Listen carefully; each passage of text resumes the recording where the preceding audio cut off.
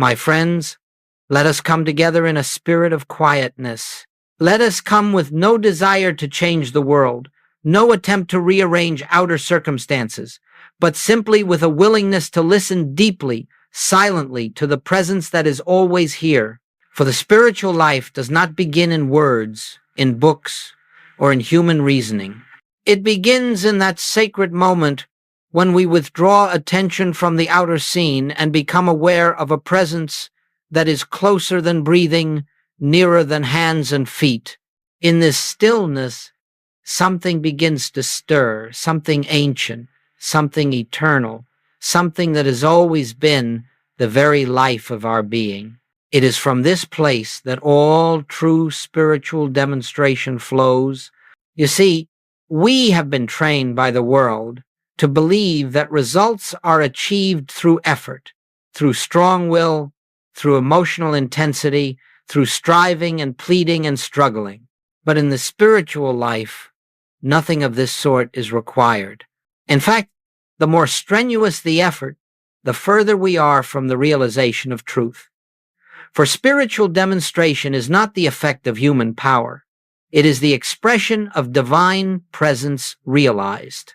All harmony, all healing, all peace, all supply, all protection. These do not come from the outside, nor do they respond to the push and pull of human desire. They unfold from within, like a flower opening in the morning light, not because it is forced, but because it is in the nature of life to reveal its own beauty. So let us understand this first principle. God is the only presence, the only power, the only law, and the only reality. And where God is recognized, harmony must appear not as a miracle in the human sense, not as the violation of natural law, but as the fulfillment of spiritual law. When Jesus healed, when he fed the multitude, when he stilled the waters, he did not perform these acts as a man gifted with supernatural abilities. He did not call upon powers unknown to others. He simply rested in the realization of one presence, one power, one life. And in that realization, discord could not maintain its claim. There is no struggle in the presence of one. There is no conflict where only God is. There is no disease where spirit alone is the life of being. What the world calls miracle is merely the human mind witnessing the natural activity of divine law. This activity is universal. It is impartial. It is ever present. It is not dependent upon your worthiness, nor does it require the approval of any person, creed, or institution. It flows wherever it is recognized, just as the sun pours its light through any window that is opened. This is why our work, from the very first moment of spiritual practice, is not to acquire anything from God, not health, not supply, not guidance, not protection. The moment we attempt to get something, we have placed ourselves outside the realization of the infinite. You cannot add God to your life. You cannot bring God into a situation. You cannot call God into a need. God already is. Our task is simply to recognize what is already present, to rest in it, to become quiet enough to feel its activity within the sanctuary of our own being. And as we do, something remarkable happens, not by human design, but by the nature of divine completeness. Outer conditions begin to reshape themselves in accordance with the inner realization, not because we asked, but because we understood. So in this first moment of our time together, let us lay down all the burdens we have carried, every attempt to fix, to change, to improve. Let us release the belief that something is missing, that something must be achieved, that something must be obtained from outside ourselves. None of this is required. Let us rest in the assurance that spiritual demonstration is the natural expression of the presence that lives itself as us. And as we proceed, let us do so with a quiet confidence that where the realization of God is, harmony must be. that where the consciousness of one is, fear dissolves, that where the presence is acknowledged, its activity becomes visible.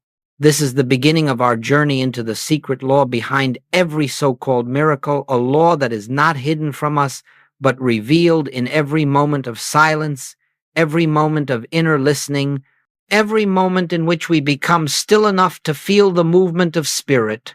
And now we continue, with hearts open and minds quiet, into the next unfoldment of this truth.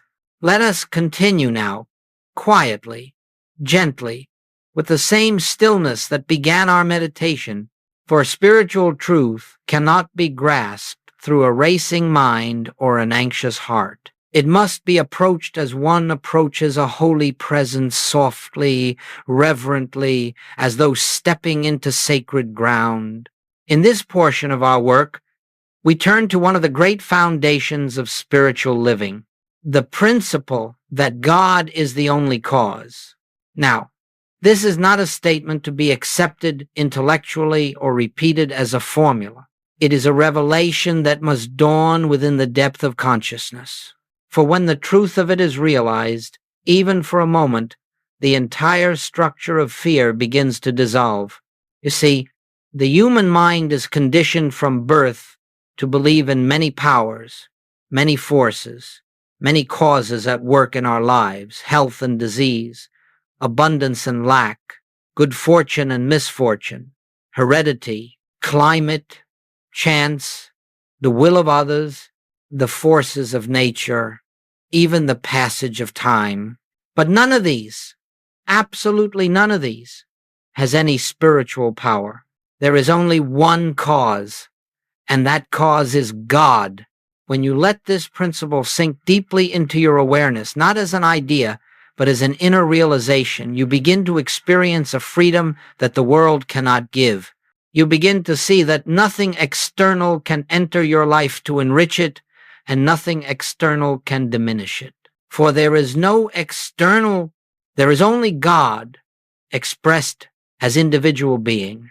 Goldsmith would often put it this way: all that God is, you are. All that God has is yours, not by attainment, but by inheritance. The activity of God as your consciousness is the only law operating in your experience. Let this be clear. God does not stand outside your life, governing it from afar. God is not a being who sends blessings or withholds them. God is not the cause of good events while something else is the cause of adversity. God is not one of many powers. God is the one power. Therefore, the moment you accept two powers, even subtly, you step out of the Christ consciousness and into the realm of fear. The belief in two powers is the root of all discord. It is the foundation of anxiety. It is the parent of suffering. For if there are two powers, at any moment one of them may act against you. But in the realization of one, fear has no ground on which to stand. Think for a moment. If God is the only cause, then what is the cause of disease? What is the cause of lack? What is the cause of conflict or confusion? These are not effects produced by a real power. They arise from a belief, a mental image accepted as reality by the human mind. They have no spiritual law to sustain them. They have no source in God. They have no permanence, no authority, no substance. They are shadows, nothing more. To attempt to fight them, resist them, or correct them is to grant them a reality they do not possess. This is why Jesus never struggled with conditions. He never treated disease as a substance, lack as a force, or fear as an entity. He simply recognized the truth that God alone is cause, and everything, unlike God, has no actual existence in the realm of spirit. And so, harmony appeared not because he made it happen, but because his consciousness allowed nothing else. Now, this principle does not deny that human beings may experience pain, suffering, or lack, It does not require you to pretend that your difficulties don't exist. What it does ask is this: do not look to the problem for its cause. Do not try to correct the effect. Do not attempt to manipulate conditions. Turn instead to the source. Turn within, for God is the only cause, and therefore God is the cause of all true being, all harmony, all completeness, all joy. When we rest in this recognition, when we withdraw attention from secondary causes and behold one, the appearance begins to shift not by our effort, but by the law of our being. Think of a lamp surrounded by shadows. You need not chase the shadows, nor do you need to fight them. Simply light the lamp. The shadows dissolve of their own accord, for they were never something in themselves. So it is with the appearances of discord. They vanish in the presence of realized truth. And so, as we begin the deeper portion of this spiritual journey, let us carry this principle in our hearts. There is one cause, one presence, one power, one life, and that one is God, forever expressing itself in and as the individual. Nothing external can add to that. Nothing external can subtract from it. Your life is governed not by persons, conditions, or circumstances, but by the infinite that formed you of its own substance. As we continue into the next section of our unfolding, we will see how Jesus lived this truth, how he worked with it, and how this same consciousness becomes the foundation of all spiritual demonstration. Let us now turn our attention to the Master Jesus, whose life was the purest demonstration of the truth we have been contemplating. For Jesus did not come merely to perform wonders, nor to establish doctrines, nor to create a new religion. He came to reveal the nature of God as the very essence of individual being, and to show how this realization operates as harmony, healing, and freedom. When Jesus walked the earth, he did so with a singular consciousness.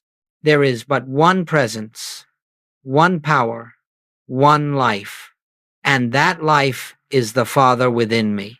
He lived in the uninterrupted awareness of God as the only cause, and in that awareness, nothing, unlike God, could maintain itself. Observe carefully how he approached every situation, always from the standpoint of one. When confronted with disease, he never fought it. When he stood before lack, he never sought supply. When fear surrounded him, he never resisted it. When faced with danger, he never attempted to protect himself. Instead, he lifted his consciousness above the appearance and rested wholly in the truth. The Father within me doeth the works. This is a key principle in spiritual living. There is no personal self-performing, no human mind manipulating, no mortal will striving for results. The I that acts is not a man. It is the infinite expressing itself as individual consciousness.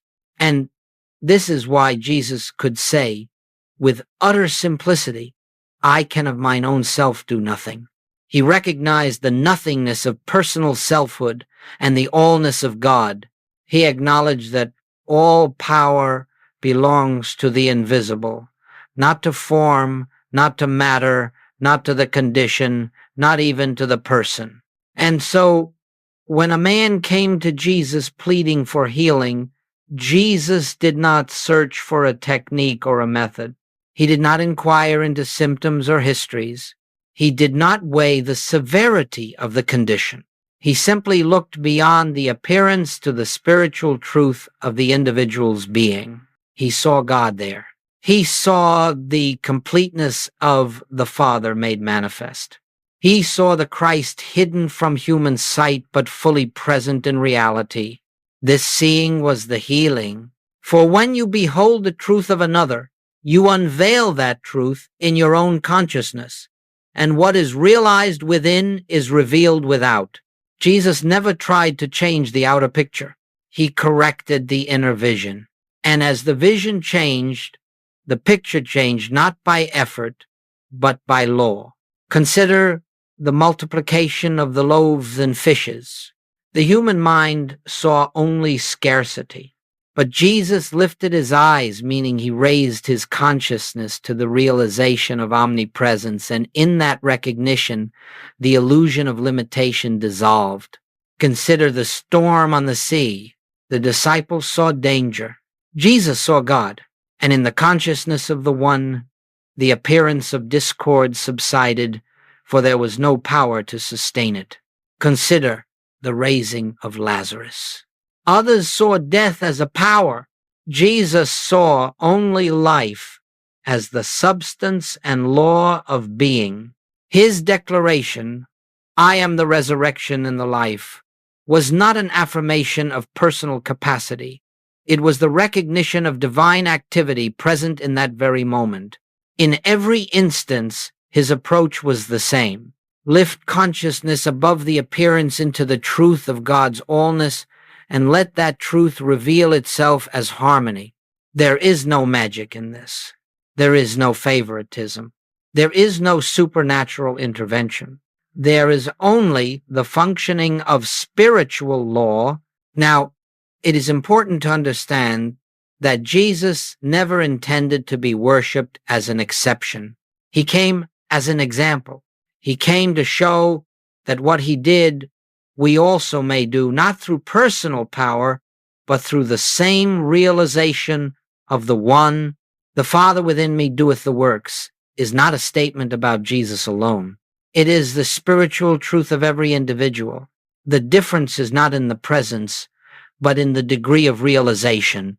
And so, as we study how Jesus worked with the law, we are not learning how to imitate acts. We are learning how to enter the consciousness from which those acts flowed. The Master lived in constant recognition of one presence, one power, one cause, one life, one selfhood, one law. And wherever the consciousness of one is, harmony must appear, for there is nothing to oppose it. In our next unfolding, we will look more deeply at how this recognition enables us to see through the world of appearances the foundation of Christ consciousness and the essence of spiritual healing. Let us go deeper now, quietly, without hurry, for this next step is one of the most essential in all spiritual unfoldment. It is the very heart of the Christ message and the living center of every spiritual demonstration in the infinite way. We have spoken of God as the only cause, the only law, the only presence. Now we must understand how this truth operates through our consciousness and how it dissolves the illusion of discord, limitation, and fear. The Master said, "Judge not according to appearances." In those few words, he revealed the key to spiritual vision. For every discord, every condition of lack, every form of disease, every moment of fear is nothing more than an appearance, a mental picture arising from the world belief in separation. It is not the reality of God's creation, nor does it have spiritual substance, power, or law to sustain it. To the human sense, this world of appearances seems solid, authoritative, and unyielding. But to the spiritual consciousness, it is as transient as a shadow cast by a passing cloud. The appearance is not the reality. The reality is always God expressing itself as wholeness, harmony, and perfection.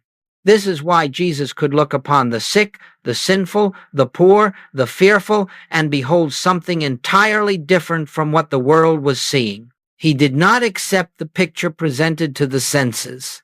He saw through it, saw beyond it, into the invisible truth of being, and that seeing itself was the healing. Not the words, not the touch, not the act, but the seeing. For Christ consciousness is the capacity to behold God where the human mind perceives imperfection. It is the inner knowing that rejects the testimony of the senses and abides steadfastly in the realization of the one presence. Now, this is not accomplished by effort. We do not force ourselves to believe something different from what we observe. We do not mentally declare perfection over imperfection, nor do we attempt to superimpose a spiritual truth upon a physical picture. Such practices merely engage the human mind, and the human mind cannot perceive spirit. Seeing through appearance is an act of grace, an inner shift of vision, a quiet recognition of the invisible. It is a spiritual discernment that comes when the mind grows still enough to let the presence reveal itself. You see, when you look at a person or a condition with the human sense of sight, you behold only form, flesh, behavior, circumstances, symptoms. But when the inner eye opens, the single eye of spiritual vision, you behold the Christ, the real identity, untouched by appearance. And as you behold that truth, you bear witness to God's activity, and the appearance begins to yield. Not because you fought it, not because you demanded its change, but because you saw through it. To see through appearance is to stand in the realization that nothing exists apart from God. It is to know that every individual is the expression of the one life. It is to understand that no condition has the power to alter the nature of God's creation. In this state of consciousness, harmony is not created, it is revealed. Peace is not attained, it is uncovered. Healing is not brought about, it is realized. Let us understand this well. We do not heal disease. We do not correct lack. We do not fix broken conditions. These belong to the world of appearance, and the world of appearance is not the reality of spirit. We simply lift our vision above appearance until we behold the truth that was there from the beginning. And it is this inner beholding that dissolves the illusion, just as the rising sun dissolves the darkness without ever battling it. As you grow in this realization, you will find that your concerns with outer conditions diminish. You will begin to perceive that everything which comes to your attention does so only to give you the opportunity to look beyond it, to witness the operation of spiritual law in the face of human belief. Every appearance becomes an invitation to behold the Christ. When the appearance is discord, it invites you to see harmony. When the appearances lack, it invites you to see abundance. When the appearance is disease, it invites you to see wholeness. When the appearance is fear, it invites you to see the presence that casts out fear. And when the appearance is sin, it invites you to see innocence, the purity of God expressed as individual being. The miracle occurs not when outward conditions change, but when we are no longer hypnotized by appearance, when we behold the invisible reality that was always present. This is the essence of Christ consciousness. This is the secret behind spiritual demonstration. This is the foundation upon which Jesus built his entire ministry. And in our next unfolding, we will explore how to enter the inner stillness from which this vision becomes possible, how to quiet the mind, open the heart, and let the presence reveal itself without effort. Let us move gently now into the heart of our practice, the sacred work of entering inner stillness. For all the principles we have spoken of thus far, one presence, one power, the unreality of appearance, the Christ vision, are known only in silence. They are not apprehended through thinking, nor through study, nor through argument. They are revealed in quietness. You will notice that every great spiritual teacher, every prophet, every mystic, every enlightened soul has spoken of the necessity of silence. Not the silence that is merely the absence of sound, but the silence that is the absence of mental activity, the stillness in which the ego loses its voice and the spirit gains its hearing. This silence is not something you create. It is something you sink into. It is already here, beneath the noise of thought, beneath the turbulence of emotion, beneath the agitation of the human mind. It is your natural state, your spiritual home, the abiding place of the presence. Goldsmith would often say, "Be still and let the presence announce itself." And this is the essence of the infinite way meditation. Not a doing, but an allowing. Not a seeking, but a resting. Not an effort to reach God, but an openness to let God reveal himself as your very being. Let us understand this clearly. There is no technique that brings God closer, for God is already the life of your life, the mind of your mind, the breath of your breath. The purpose of meditation is not to draw God near, but to remove the veil of mental noise that prevents you from feeling what is eternally present. So, when you enter stillness, do not begin by asking for anything. Do not attempt to solve a problem. Do not attempt to get guidance, healing, or supply. The moment you attempt to get something, the mind becomes active and you remain at the surface of consciousness.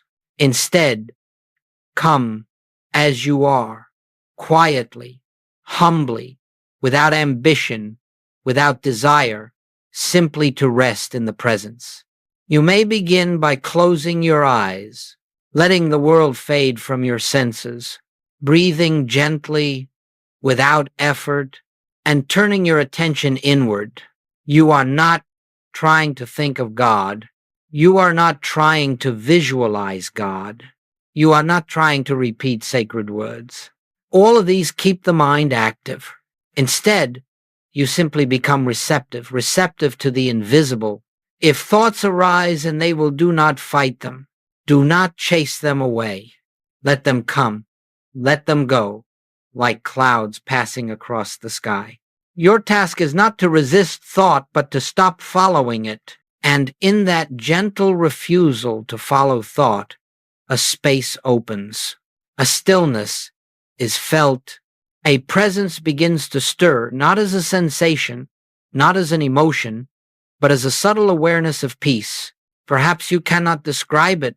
Perhaps you cannot grasp it with words, but it is there, quiet, tender, alive.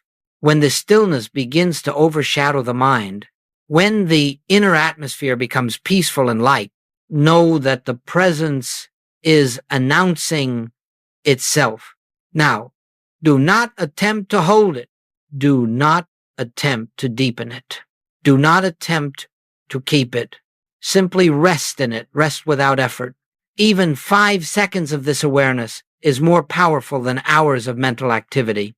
In this stillness, no problem exists. No fear exists. No lack exists. For the presence itself is harmony, wholeness, and completeness. If you linger here, even briefly, you will feel the I, the divine I, taking precedence over the personal sense of self. And in that sacred exchange, the personal I fades into the background, and the infinite I, the presence, comes forward. This is the secret of spiritual demonstration. For when the presence is felt, the law of God begins to operate of its own nature.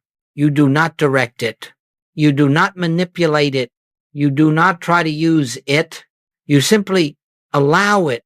The mind becomes still, the heart opens, and the invisible begins to shape the visible without any prompting on your part. If you enter this silence daily, even briefly, even imperfectly, even with a mind that wanders, you will discover that something in you grows deeper, quieter, more anchored. The world will begin to lose its power. Fear will diminish. The sense of separation will dissolve, and the presence will become the unnoticed companion of every moment. For the ultimate purpose of meditation is not to experience something during the meditation period, but to carry the atmosphere of stillness into your daily life. To live from a place where the mind is no longer the master, but the servant, where the presence leads, and you follow. This is the threshold where the spiritual life truly begins. And in the next unfolding, we will see how, from this state of inner recognition, the law of harmony flows naturally. Where presence is acknowledged, presence becomes visible. And now, my friends, having entered that sacred stillness where the presence announces itself, we come to the heart of spiritual demonstration. Where the presence is recognized, harmony must flow. This is not a poetic statement. It is not an idealistic hope.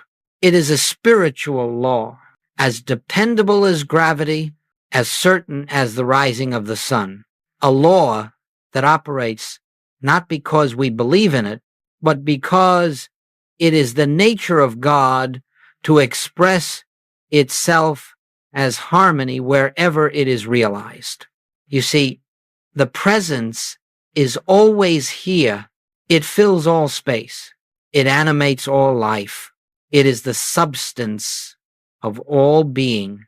But it becomes effective in our experience only at the point of recognition, not because God has withheld anything, not because God responds only when we call, but because the human mind, absorbed in the world of appearances, lives unaware of the very life that sustains it. Recognition opens the window. Grace shines through. You need not ask it to shine. You need not command it. You need not urge it into action. It is already shining. You have simply removed the veil. Let us understand this clearly. As long as you look to the outer scene for cause, you remain bound to the appearance. But the moment you turn inward and recognize one presence, the appearance begins to yield to reality.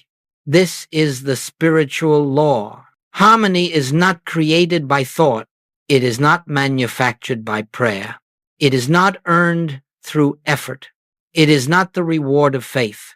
It is the inevitable expression of God realized. Imagine for a moment a room that has been dark for years.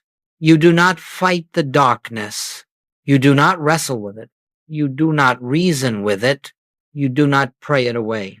You simply open the blinds. The light enters not because you forced it, but because light is the nature of the sun. So it is with spiritual harmony. It enters the moment recognition opens the inner blinds, and the darkness, disease, fear, lack, confusion disappears of its own accord. You did not conquer it. You did not overpower it. You did not heal it. It simply could not remain in the presence of light. This is why Jesus never spoke of healing in the sense we understand it. He spoke of revealing the truth that had been obscured by human belief. He lived in such a state of recognition that the illusions of the world, sickness, sin, fear, could not maintain their appearance in his presence. He was not performing miracles. He was witnessing reality. And so must we. For when we rest in inner stillness, when the personal self is quiet, when the mind is open, something remarkable begins to happen. The activity of God, which has been present all along, begins to shape itself in visible form. We do not direct this activity. We do not influence it. We do not instruct it. We simply behold it. Harmony flows because harmony is the nature of the presence.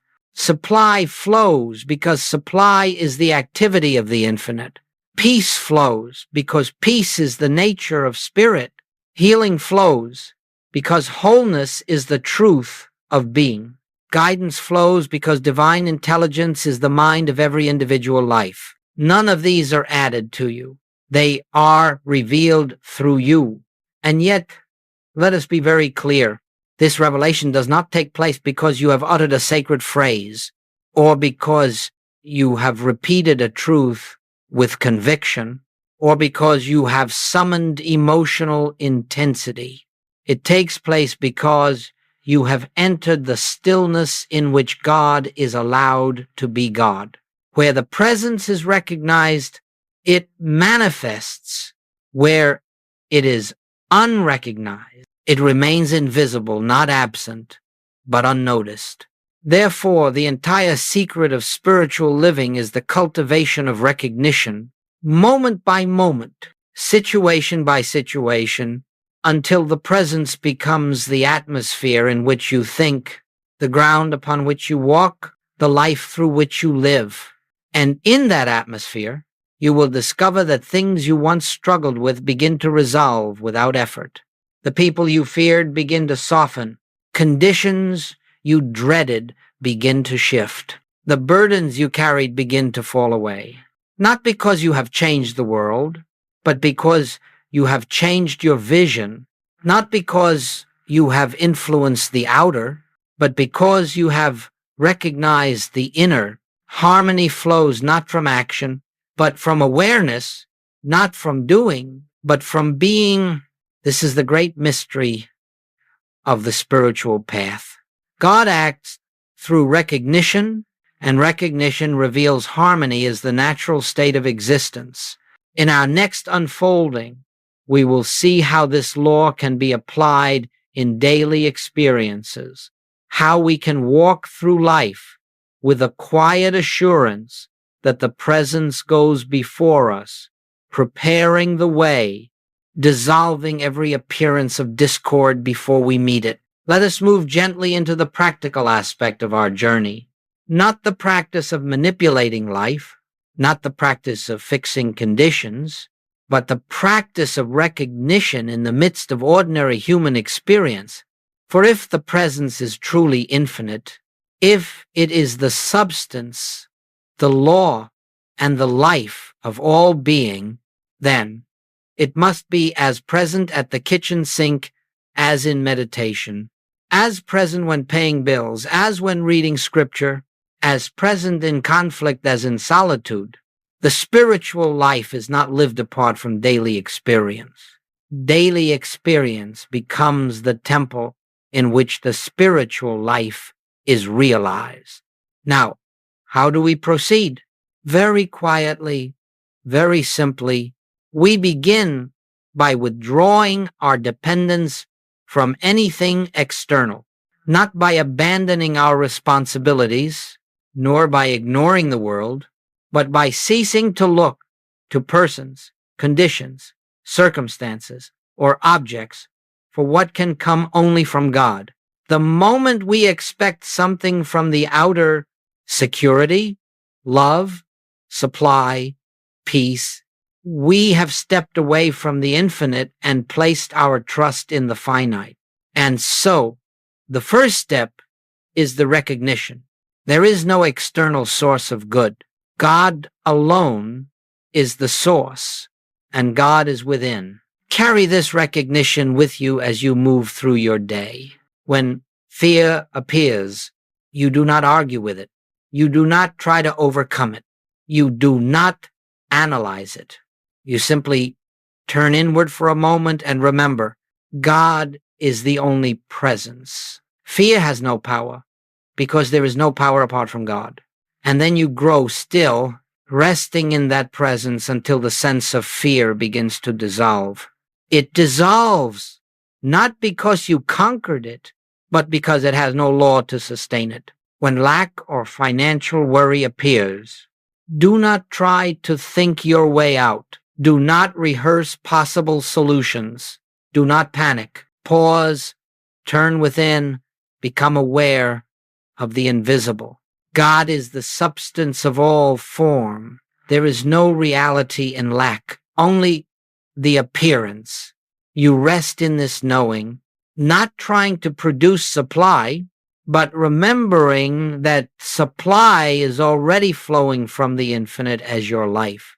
And little by little, the fear begins to fade, replaced by a quiet assurance that the presence is fulfilling itself. Then, often without your intervention, opportunities open, needs are met, the way becomes clear. not because you planned, but because you recognized. When you encounter difficult people, you do not attempt to change them. You do not resist, argue, or correct. Instead, remember, the Christ is the true identity of every individual. I will behold the Christ here, even if the human appearance suggests otherwise. And as you rest in that vision, the atmosphere shifts, perhaps not instantly, but inevitably, for no illusion can withstand the gaze of spiritual recognition. Often the outer relationship softens or resolves or simply ceases to trouble you. When the body presents discomfort or disease, again, you do not fight the condition. You do not engage in mental struggle. You do not demand healing. You withdraw inwardly and silently acknowledge there is one life, and that life is God. It is the life of this body. It is whole, complete, perfect. The appearance does not touch reality. You rest, you listen, you allow the presence to reveal itself. Healing then becomes an unveiling, not an achievement. It is the natural activity of divine life realized. When confusion, indecision, or lack of direction arises, become still. Do not force answers. Do not strain for clarity. Simply remember, God is the intelligence of my being. The solution already exists in consciousness.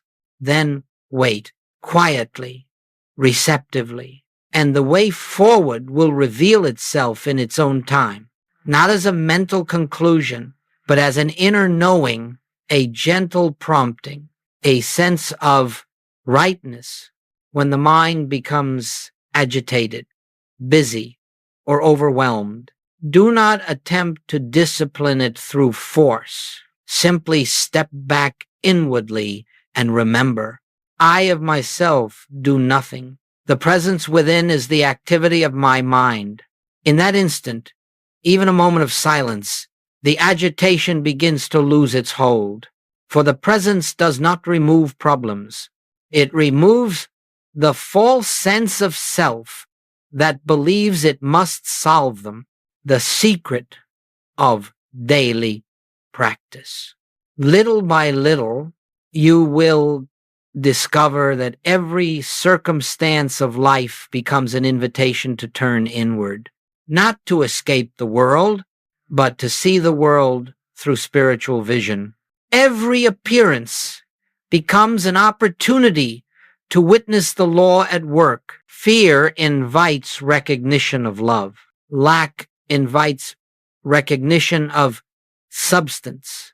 Discord invites recognition of peace. Illusion invites recognition of reality.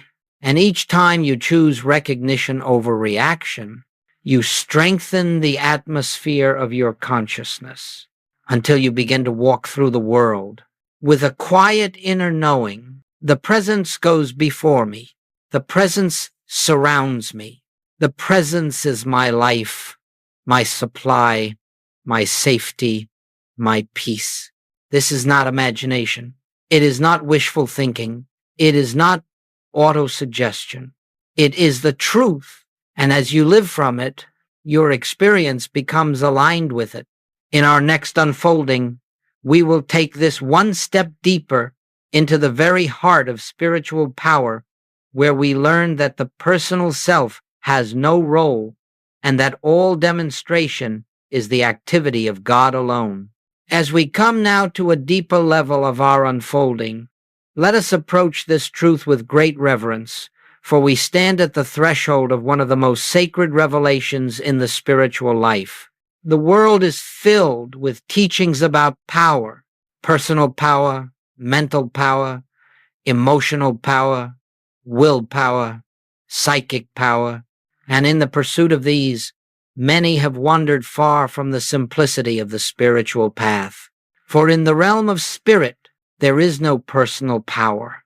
There is no you who heals, no you who manifests, no You who commands spiritual forces. There is only God. And when this is understood not merely as a statement, but as an inner realization, the entire burden of life drops away. You see, all suffering arises from the sense that I, as a personal self, must do something.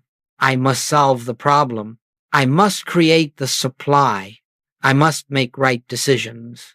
I must heal the body. I must protect myself.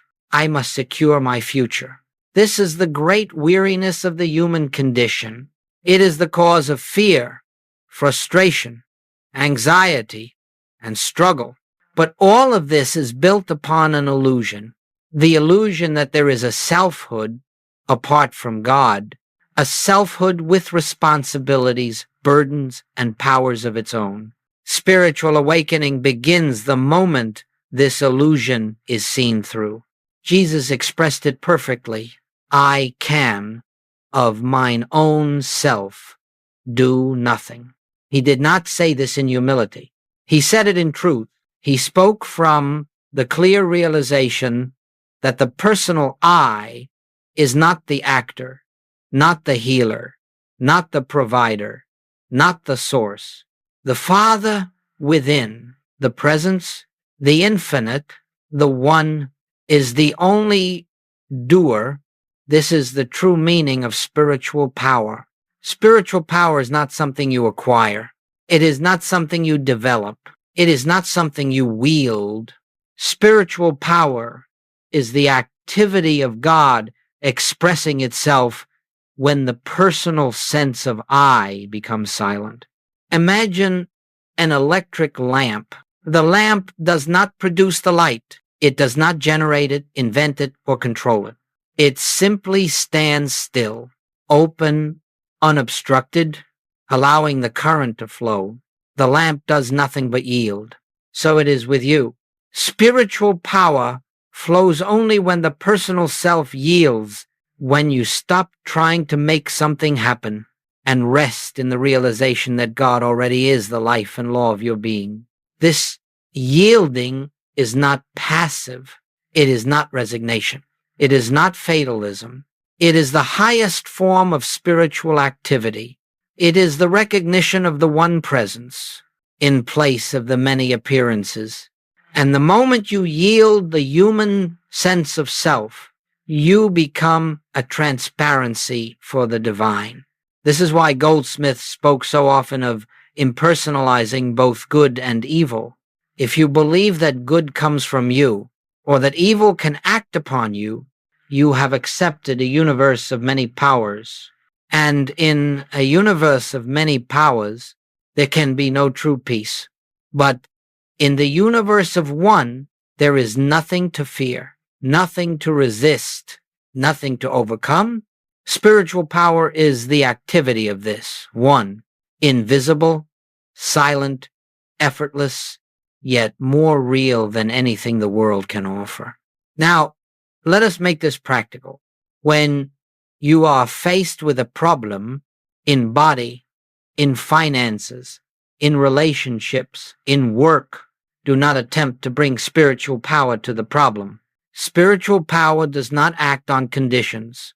Spiritual power acts in spite of conditions.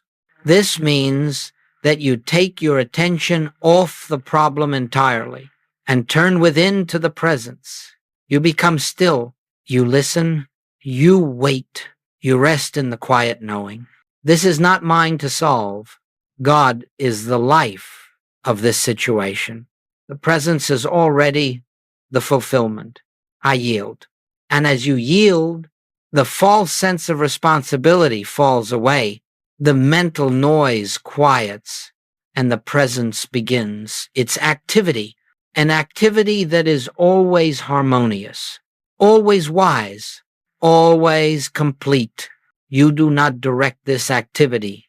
You do not try to shape it. You do not attempt to define the outcome. You stand still. You behold. You let.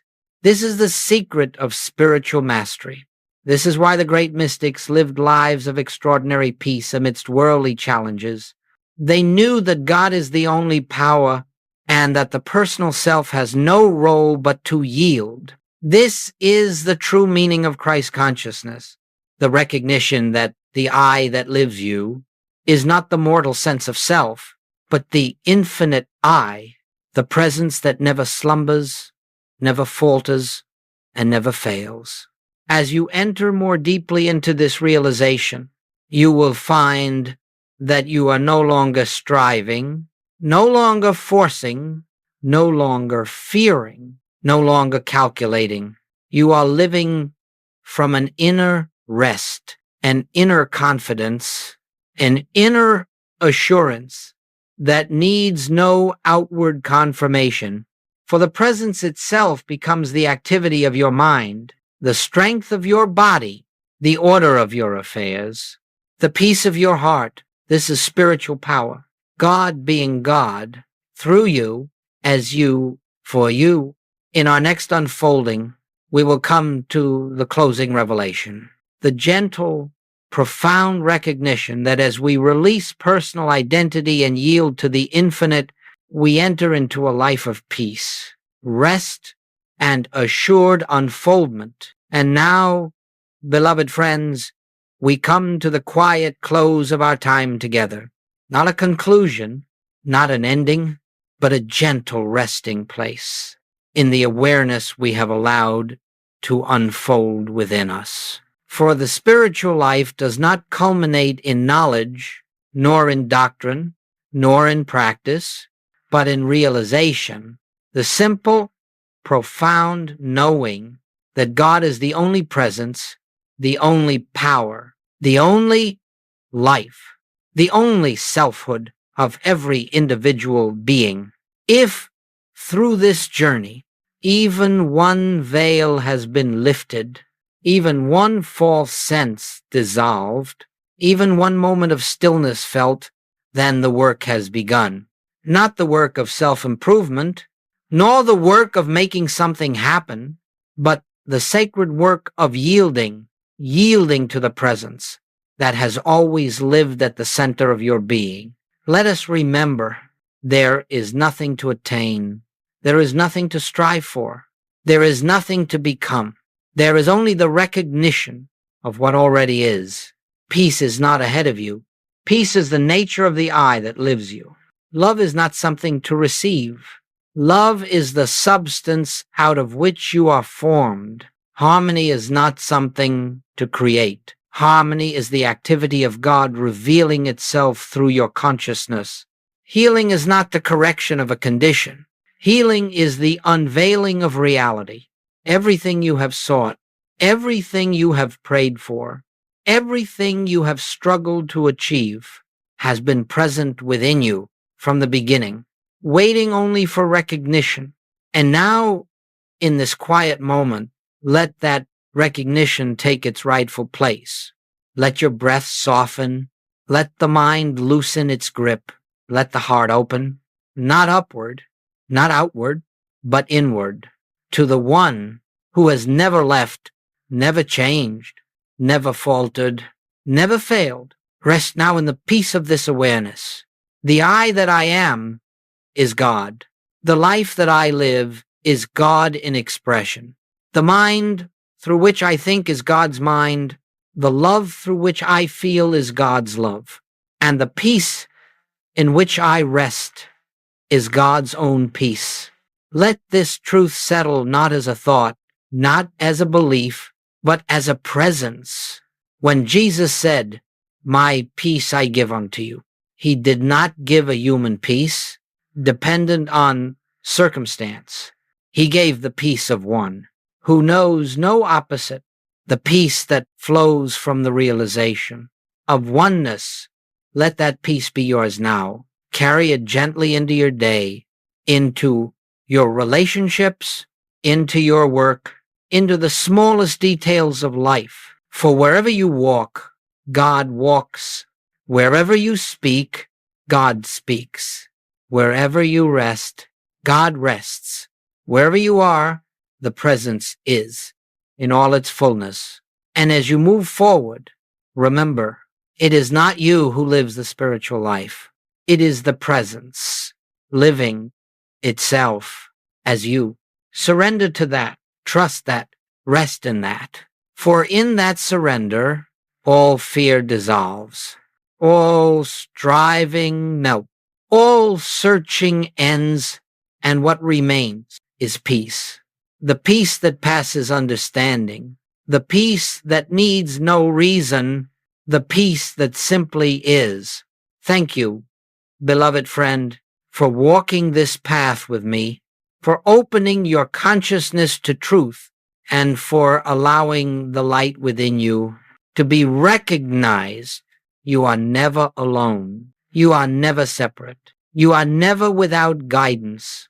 The presence goes before you, walks beside you, lives within you, and expresses as you now and forever. Rest in this peace. Live in this peace. Be this peace.